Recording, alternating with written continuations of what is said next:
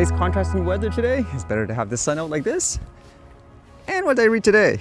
More news in general, I guess, about people using drones, for example, to capture pictures or videos of an area. And how about this one? I read this before, where someone was being told you're not allowed to use your drone for, I guess, surveying purposes, and then it went to court. And then this one says drone pilot can't do mapping without North Carolina surveyor's license. Court says.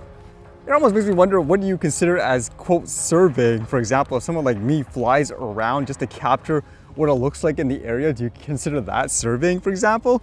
It says a North Carolina board that regulates land surveyors didn't violate a drone photography pilot's constitutional rights when it told him to stop advertising and offering aerial map services because he lacked a state license, a federal appeals court ruled on Monday. The panel of the 4th U.S. Circuit Court of Appeals, in upholding a trial court decision, found the free speech protections of Michael Jones and his 360 virtual drone services business weren't violated by the state's requirement for a license to offer surveying services. The litigation marked an emerging conflict between technology disrupting the hands-on regulated profession of surveying. A state license requires educational and technical experience, which can include examinations and apprenticeships. Jones sought to expand his drone pilot career by taking composite images that could assist construction companies and others with bird's eye views of their interested tracts of land. So it's kind of an interesting point here where, with that, I suppose, cease and desist warning, apparently he added some disclaimers on his site saying, by then, Jones had placed a disclaimer on his website saying the maps weren't meant to replace proper surveys needed for mortgages, title insurance, and land use applications. He stopped trying to develop his mapping business but remained interested in returning to the field in the future, according to Monday's opinion. So he sued the board members in 2021 on First Amendment grounds. And then more technicalities, I suppose, to think about. It says U.S. District Judge Louis Flanagan sided with the board members last year, determining that the rules withstood scrutiny because they created a generally applicable licensing system that regulated primarily conduct rather than speech. Circuit Judge Jim Nguyen, writing Monday's unanimous opinion by the 3-member panel, said determining whether such a business prohibition crosses over to a significant speech restriction can be difficult, saying, quote, even where a regulation is in fact aimed at professional conduct, states must still be able to articulate how the regulation is sufficiently drawn to promote a substantial state interest. When said, yeah, so what would you think about that? There's just so much technicality with this stuff. It doesn't seem like it's about safety in a lot of cases. It's more about control.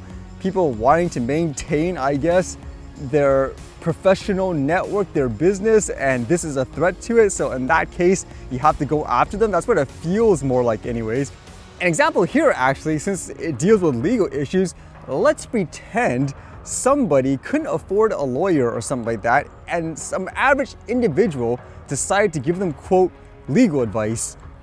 In that case, would you say, based on this ruling here, hey, you're not allowed to give that guy legal advice because you are not a lawyer? You did not go through, for example, all this training. You're not certified in all that. So should they be barred like a regular person from giving a person, quote, legal advice? Or would it be, for example, like how it is now? I mean, they could give it to you, but keep in mind, they're not a lawyer. So you don't get, let's just say, all the protections or whatever like a lawyer in a firm would have, or as well potentially like the knowledge. That's kind of the same argument, isn't it? Like in this case here, because I would imagine in that case you can't, as some kind of legal board, go up to a regular individual and say, that's it, you have to shut this whole thing down now, unless someone specifically advertised themselves as a lawyer. Then that's a little different. And then this was kind of interesting. It was news around here where there was a large store called London Drugs where they shut down for a couple of days. This was a big deal because they do have a lot of presence here, and as well, they handle a lot of, for example, pharmacy requests from people when they need medications and so forth. And apparently it's determined now the reason why they shut down is because they were compromised, where a lot of their data was stolen, and apparently the people that did it are requesting for money in order for them to, I guess, not release all the information. Like this one says, London Drug confirms cyber attackers demand ransom, has no plans to pay. London Drugs is confirming it has received a ransom demand for data stolen in the recent cyber attack, which the company will not pay. When asked by Check News about a ransom notification posted by Lockbit, London Drugs confirmed that it had received a ransom demand. In a statement, the company reaffirms that there is no evidence that the customer or patient databases were accessed in the cyber attack. London Drugs is unwilling and unable to pay ransom to these cyber criminals.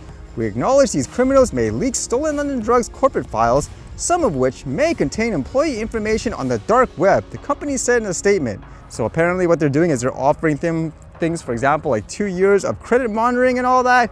And there was an argument on how for these people, you can't, for example, just cave into their demands. When people stop doing it, then they'll realize, hey, there's no business or money to be made in this way. So that's the theory and how they would stop anyways.